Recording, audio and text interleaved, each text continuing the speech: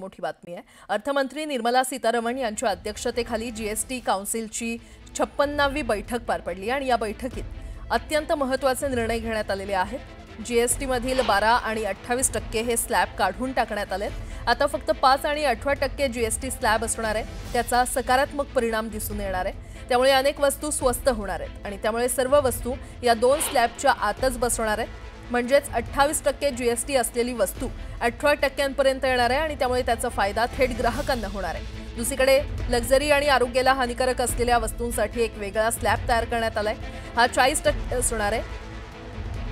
UHT दूध, paneer, pizza, bread, रोटी, पराठा आता 0 GST slab मध्ये असतील। त्यामुळे सर्वसामान्य नागरिकांना दिलासा मिळणार आहे। या नवीन बदलाची अंमलबजावणी 22 सप्टेंबर 2025 पासून लागू होणार आहे। अर्थमंत्री निर्मला सीतारमण यांनी ही माहिती दिली आहे।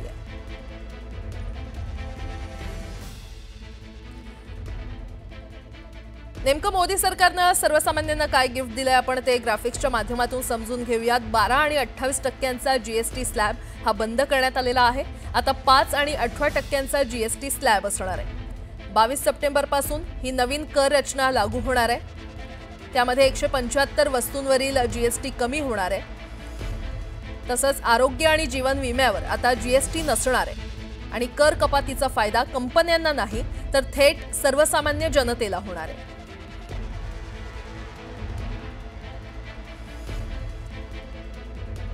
एक प्रकारे आपण पाहतोय जीएसटी घटलेला आहे। त्यामुळे आता नेमकं काय स्वस्त होणार आपण ते पाहूयात। पूर्वी 12% जीएसटी होतं, आता जीएसटी नसणार आहे। जीवन आणि आरोग्य विमा असणार, त्यावर शैक्षणिक साहित्य हे स्वस्त होईल।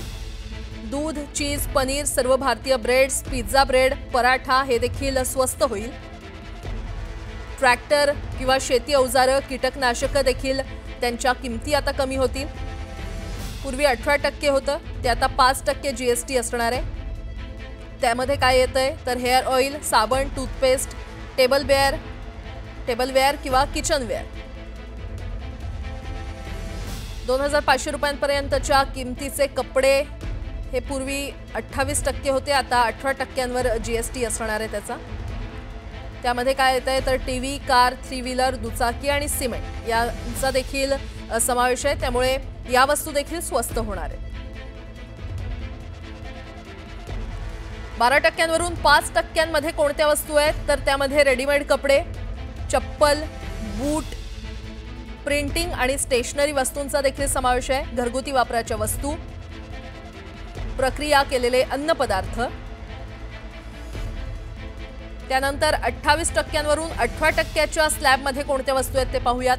त्यामध्ये येतंय दुचाकी, 4 चाकी, cement, building material, fridge, washing machine आणि एसी।